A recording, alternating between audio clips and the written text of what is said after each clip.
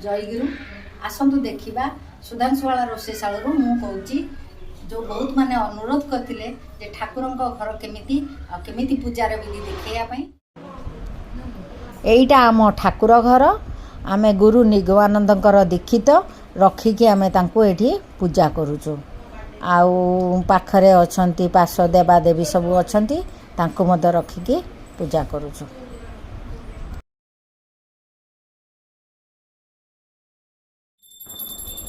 प्रत्येक दिन आमे केमिति ठाकुर पूजा करूँ सेटा आपण मानकु मु शेयर करुची।